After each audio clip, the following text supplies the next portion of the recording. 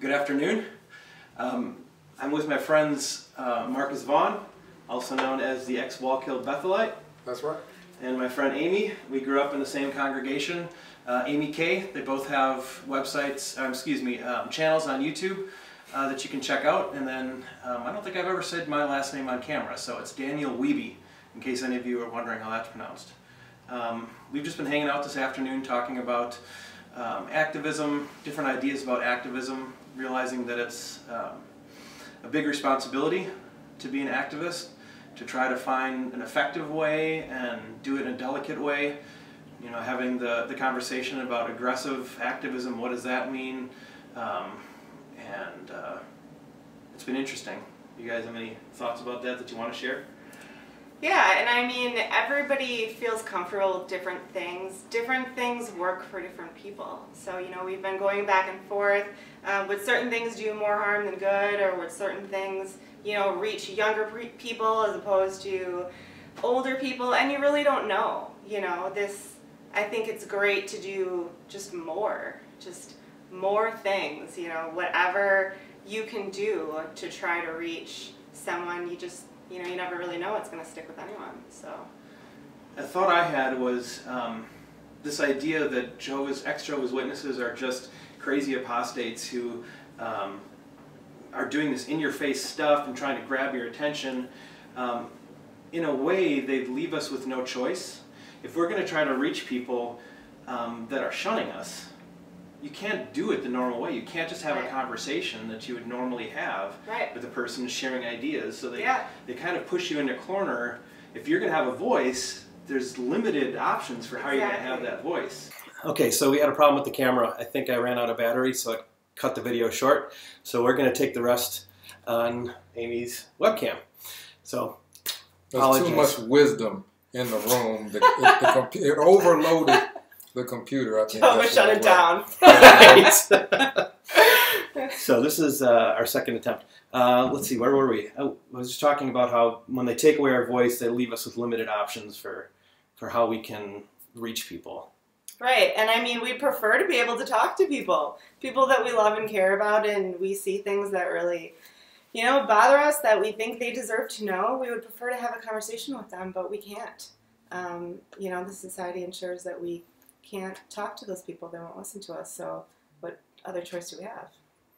Yeah, and again, going back to the point of using the training that we got in the organization, as far as getting past those things. There were the conversation stoppers, and the idea was to get around that, to circumvent anything that will prevent you from getting the message across. So there's different ways that we can use to be a little bit strategic, right? To be able to get through and to, especially since we know the organization so well. So a principle that they put in place that we know is not for the person's good, I think we should override that in order to get the message across in a way that's strategic and in a way that will be beneficial for the person. Yeah, when we were witnesses, we would attempt to do that in the way that we would approach people, trying to be all things to all people.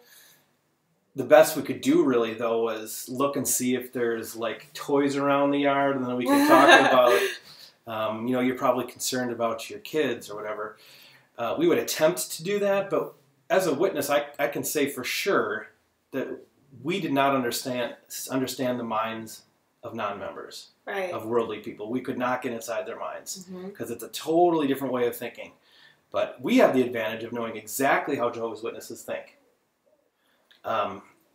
So trying to bring that to the table and, again, try to find something strategic. I still don't know what the perfect answer is. Right. And yeah, I mean, we have an insight into their minds in ways that, you know, no one else would unless they were witnesses. But we still don't know what's going on in each individual mind of each witness. Like how many of them have huge doubts, how many of them are mostly know that it's wrong, how many half know that it's wrong. Like we don't know how far they are from possibly being woken up, so it's really hard to know, like, if you do this, would this just scare them off? So I don't think you can really think that way, because how do you know?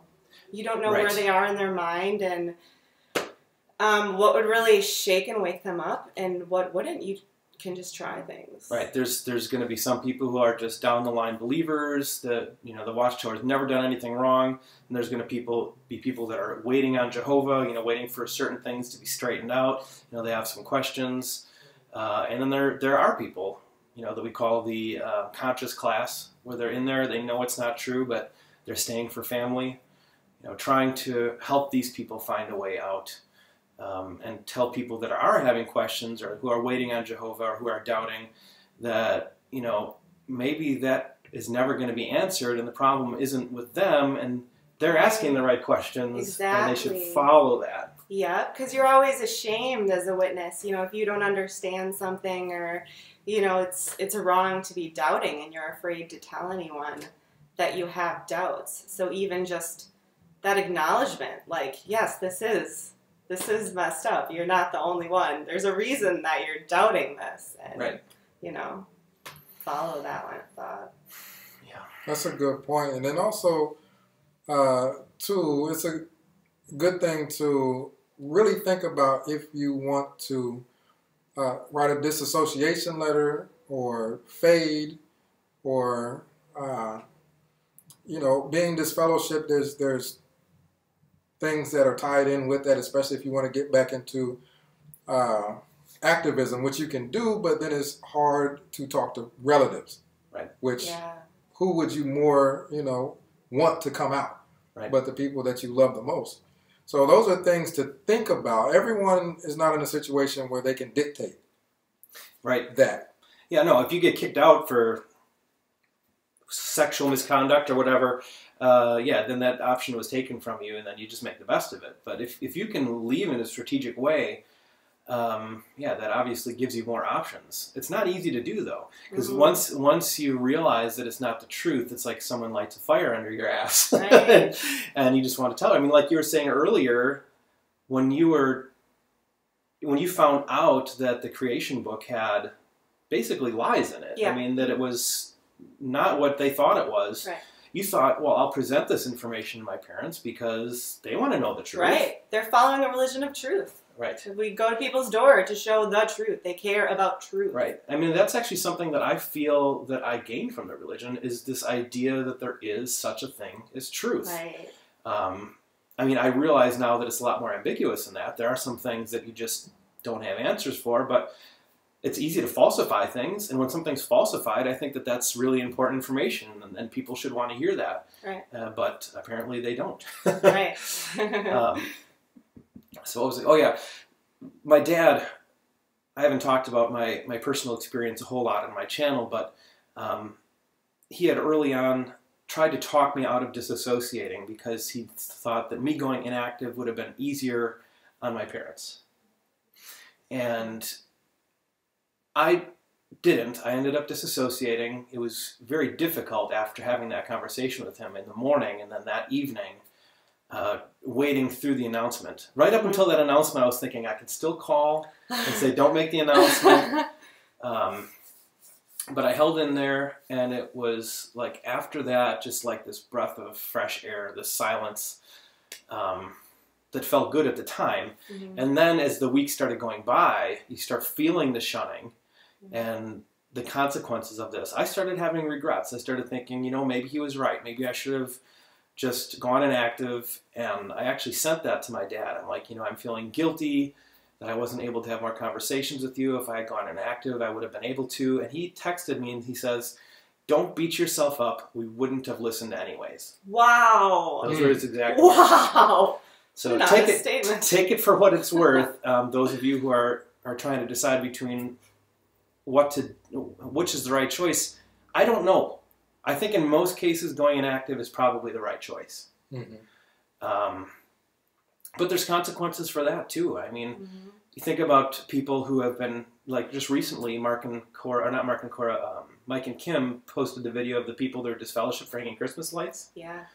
This is after they've successfully faded. Right. They're minding their own business. Yeah. And all of a sudden they get a letter saying, or a call saying, you have to come to this judicial committee. I have a friend of mine, he was disfellowshipped. He got reinstated just so he could associate with his family. Mm-hmm. He knew it wasn't the truth. But that's what they say. If you want to associate with your family, you got to come back. So he played the game, he came back, and immediately went into a fade.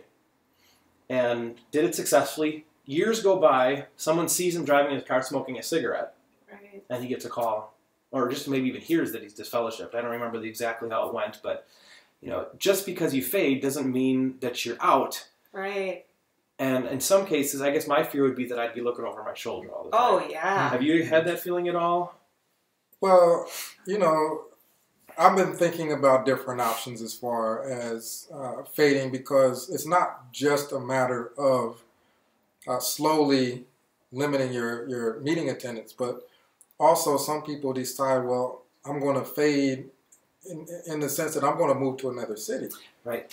And in so doing, the people that you knew, your loved ones in your home city, your hometown, they don't know that you're not attending meetings. Right. You're in another city, and then in the city that you're in, there aren't people judging you Right. with everything that you're doing. So that's just an option. Everyone may not be in position to do that, but that's something that people should be aware of. Right. Right. That if it's important enough to them, that, you know, maybe moving to another city, it might just be a couple hours away. Would be a good idea. If you're just getting off the radar, Right. Yeah. so that the locals aren't looking over your shoulder. You don't have that buddy system where people are watching you. Exactly. Yeah, I've read that a few times. People suggesting that with a fade, relocating is really wise. Yeah, I'm sure that makes it so much easier. There is a little bit of satisfaction, though, even though it's really difficult and really hard, to standing up and saying, like, no, this is messed up. This is wrong. There's something good for your, you know, psyche and well-being to do that. And no, I'm not going to, you know, run off and disappear like still doing anything. Okay. We can tough. We can add Sorry, the screen just went blank and I thought that the video wasn't working anyway. It's still green light, so I think we're good. Yeah, I think it's still recording. But yeah, there's some, you know, feeling of kind of, I'm not going to just go away and, you know, you don't get to just pretend like nothing is wrong with this. Right. Like kind of standing up and saying something. And when I first disassociated and started getting in contact with ex-witnesses, talking to people who had actually also disassociated, I felt like this kind of elite class of people that like had the balls to say, you can't fire me, I quit, you know, and like just walk away from it. Which is interesting because as a witness, I always thought of the disassociated people as like the worst of the worst. Because to actually choose to side with Satan, you know, to leave, or to look at another way, people that disassociate, they were afraid of the discipline, and so rather than take their lumps, they would just walk out the door to avoid the judicial committee, you know. Okay. But I have a very different perspective on that now. On the other hand, you have a lot of ex-witnesses who say that if you disassociate and hand in a letter, you're playing by their rules. Yeah, I can see that too. And any thoughts about that? Well, I have to just make one point about that, because if you're like Amy and you're brave and you're bold and you're awesome, you can stand up and tell everyone, hey, I'm not putting up with this. So it's either my way or the, you know, that's good if you're awesome like Amy, but but one thing that's really important is to consider your economic situation. Oh yeah, yeah, be realistic. You do anything. If you are not, if you have got, let's just put a scenario out there. If you've got 5 children and you're not really in a position to, you know, not be thinking about the welfare of your children. Right. Because if it's just you, it's just you. But if you got children and you're not financially stable, you need to think about that and make sure you're in a position where you can provide for those children and you're not burning all your bridges. Right. Yeah. That's a very important point. So if you consider all those things and you're still in a position to say, hey, I'm quitting, I'm putting in my disassociation letter, that's good. But if you're not, and you put yourself in a situation where now you don't have any family, that's not a good way to go. Right. So that's just something that people should be aware of before making any, you know, rash decision. Right. It's a really good point. Yes, thank you for saying that. I've heard that same argument made for teenagers that are coming out as gay or atheist. Yeah. You know, make sure that you have a situation where you can afford to do that, where you're not going to be homeless. Yeah. But yeah, the same thing would apply if you have kids, and Yep. you know, the more entangled you are with the organization, the more this question becomes important. You know, some people, their employment comes from the organization, their entire families in the organization, not to mention their social circles. So it's, yeah, You're right. you got to think it through and try not to be so zealous that you burn your bridges, like you said. Right. Mm-hmm. Mm-hmm. Yeah, definitely. And to give yourself time to heal, because once you first learn that, you know, you've been deceived, there's a rush of emotion that comes along with that. And during that period, there's a certain period where a person could make a lot of decisions that they wouldn't ordinarily make in their, you know, you could say right mind, if they weren't so upset and distraught. So there might be a need for a period of time where you're able to gather yourself. And there's an ex-witness, his name is Everett, and he's working right now on a retreat, a property that's for that purpose, for someone to be able to get away. Wow, Really? That's awesome. And to collect themselves. Almost like a So his name is Everett. Shout out to Everett. But yeah, he's working on that. And that's going to be a retreat where you can get away, gather your thoughts, and plan your future. Where do you go from here? Helpful. See, my partner Emily and I have talked about doing something like that. Richard Kelly, very active in the XTW forums, he Skyped with me, reached out to me when I first made my exit and was really struggling. He was talking about cults from all around the world, because that's something you don't realize when you're Jehovah's Witness, is how similar the experience of leaving an organization like this is for so many people from so many different backgrounds, from so many different world religions. And he says that in Israel, when people leave Israeli cults,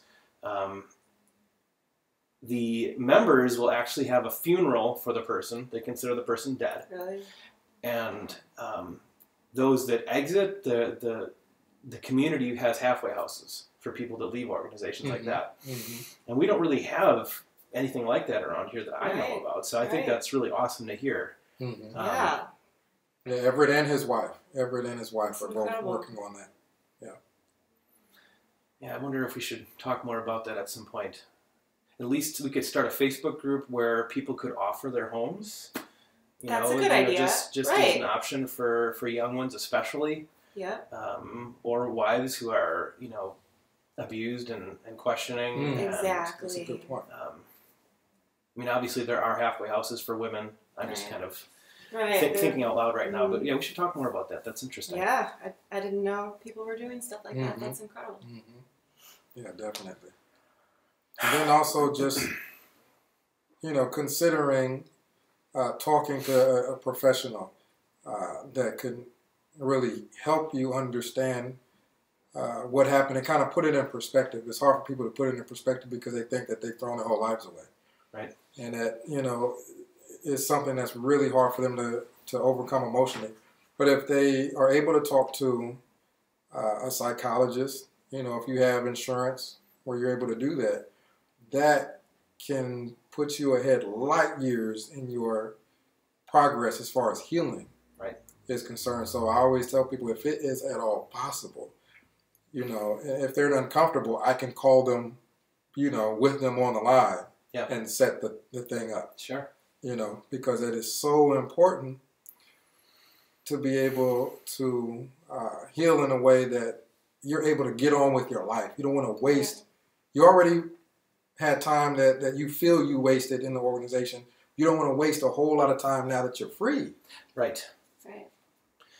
What do you think about, I've already spoken to a therapist a couple times, and maybe I need to, I know I need to keep going, and this would be a good question to bring up, but maybe I'll pick your brains about it a little bit, is I was in for 36 years. I was raised in it.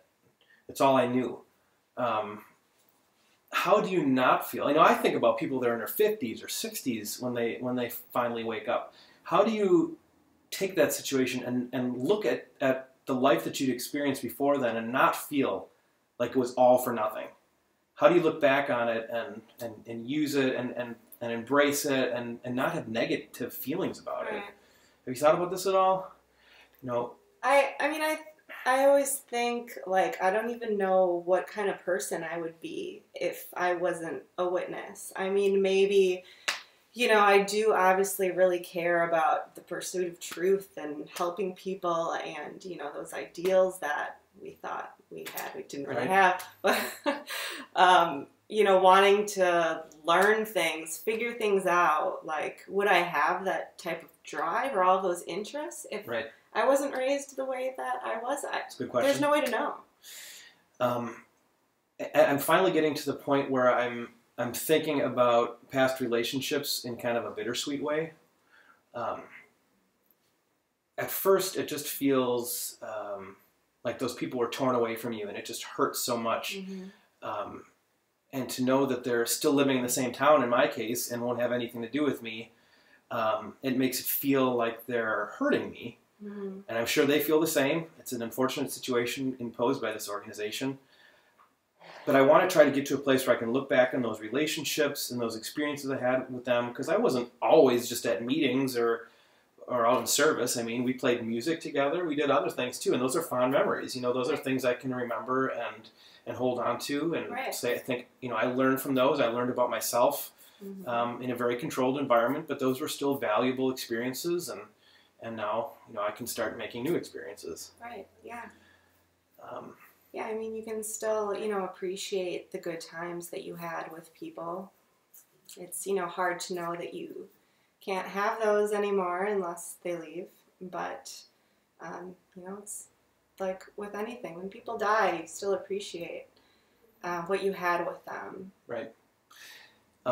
Somebody replied to a post on Facebook on my own page. I forget exactly what I said, but it was, you know, lamenting the loss, and somebody said something to the effect of, in the story of the hero's journey, which comes up in story after story after story. I mean, Star Wars has the hero's journey in it. Mm-hmm. They said in the hero's journey, it usually involves the hero leaving his tribe and finding a new life somewhere else.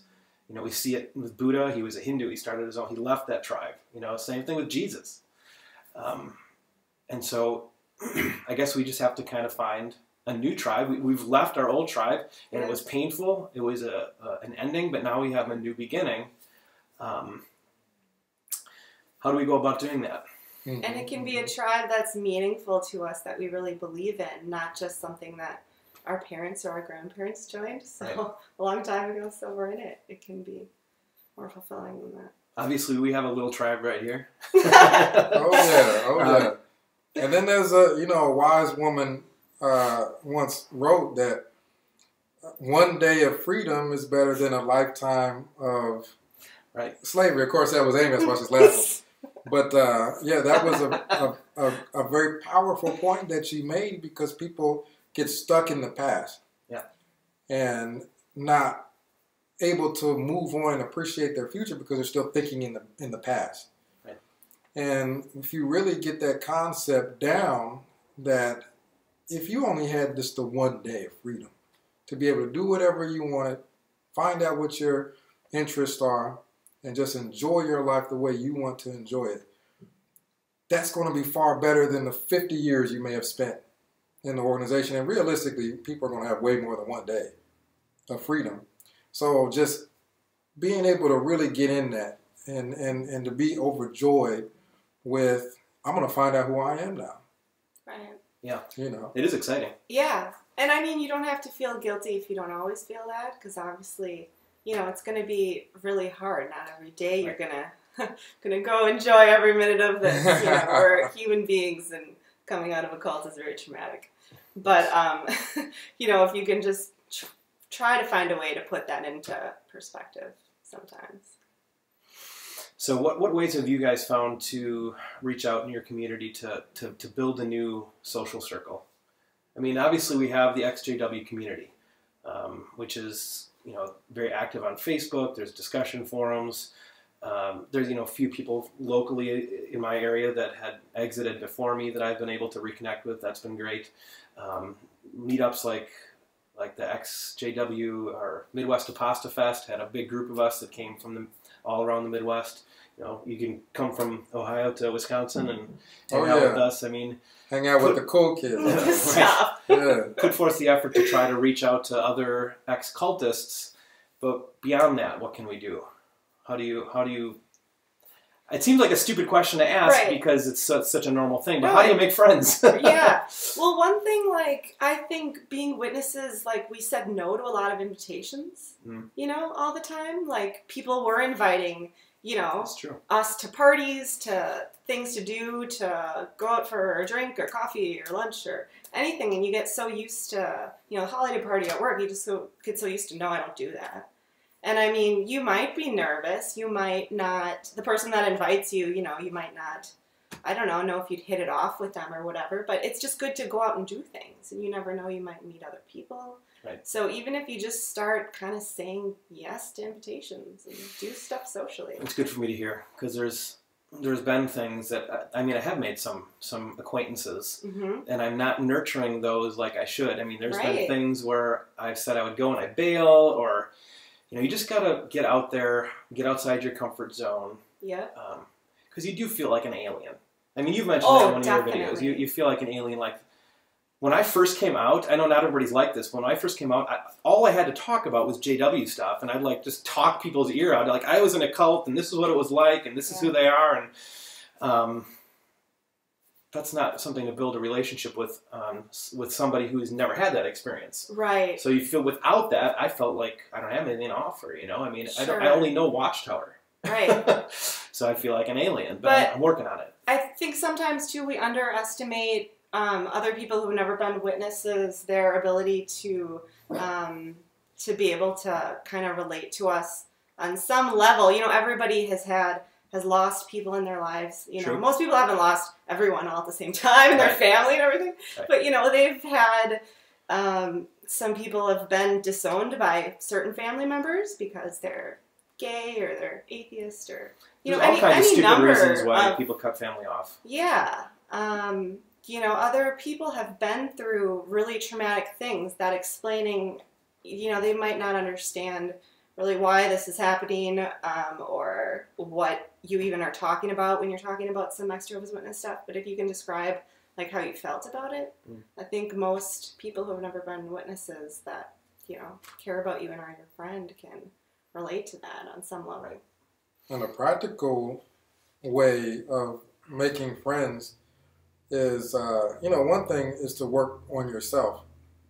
And, you know, like you were saying, as far as being invited to things, but kind of being maybe a little antisocial. I'm not saying that's in your case, but maybe being a little antisocial could make things difficult. So working on yourself, being more social, and opening up a little bit, not fully trusting everyone, but opening up a little bit, Right. and dropping the concept that quote unquote worldly people are all bad. Right. They all do crack, and they all do, you know, things crazy like that.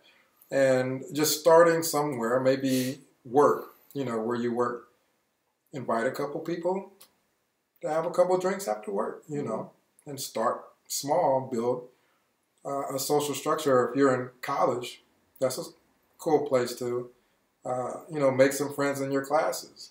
Right. Kind of build that way. And then it's always good, if you can, look up some family that you may have not spoken to in a long time because they weren't witnesses. Right. You may have tons of family Yep. that aren't witnesses that you just haven't spoken to in a long time. Right. Right. And then build from there, you know. Yeah, there's a lot of ways to do it. I'm kind of thinking about maybe, because you're right, I do have some antisocial qualities, and I think that that's probably common. I don't think I'm the only one that's an ex-witness that has that problem.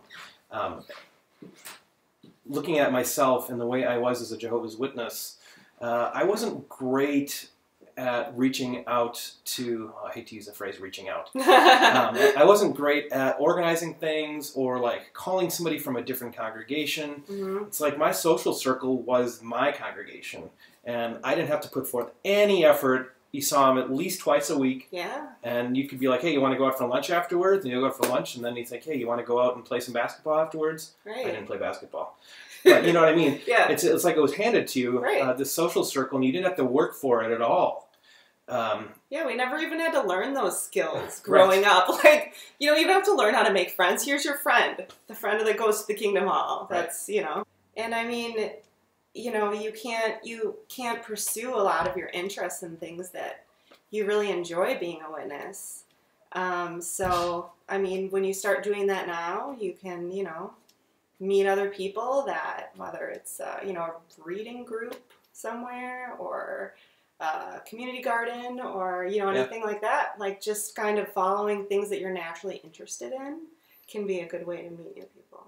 Right. Meetup.com. Mm-hmm. I signed up on Meetup.com and put my interest down for a whole bunch of things, but I'm in a little hayseed town, so everything's far away, which kind of stinks. But yeah, if you're in a bigger city, there's tons of groups that have similar interests that you can meet up with. Volunteer organizations. Yeah. Thank you. Yes. I like animals, so there is a shelter, and they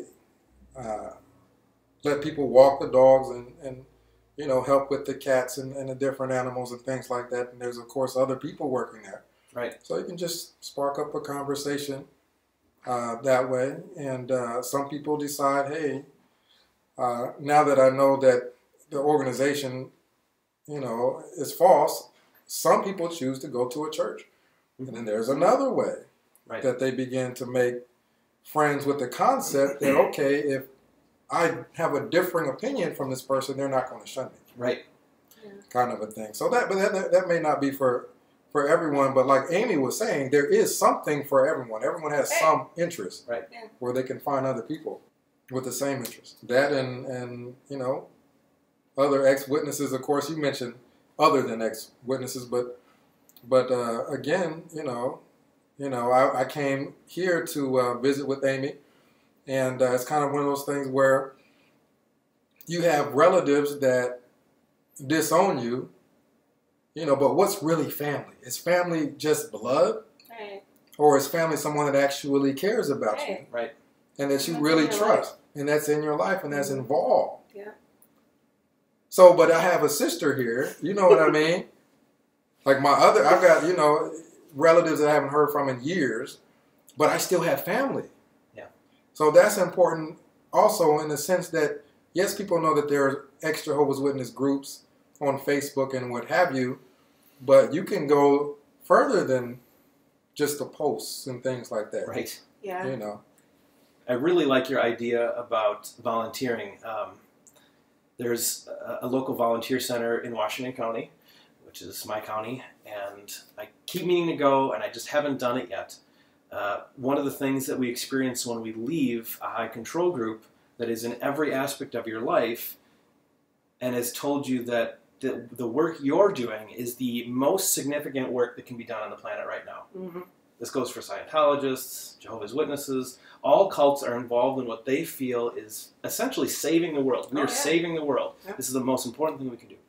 And when you leave that, even if you understand that it was all baloney and wasn't true, you feel directionless.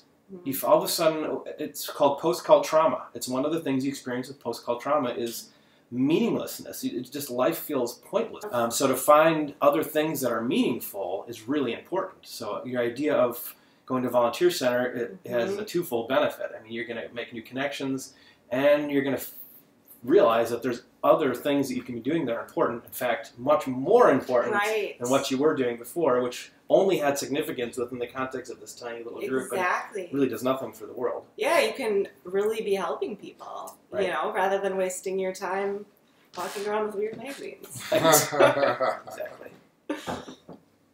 So, should we wrap this up? Yeah. Sounds good to me. We encourage you to reach out to other XJWs, not just online, but try to connect with people. Marcus, thank you for coming to our town. Yeah, thank you. Yeah, man, again.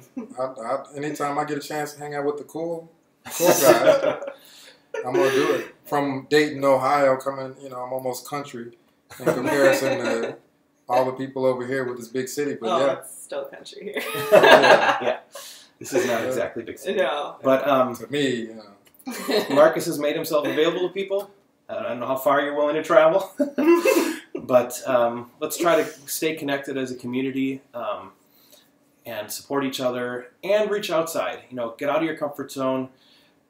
Talk to people that never were Jehovah's Witnesses. I think that that's really important too. If you can connect with people that have never been brainwashed, it's going to help to retrain your brain as well.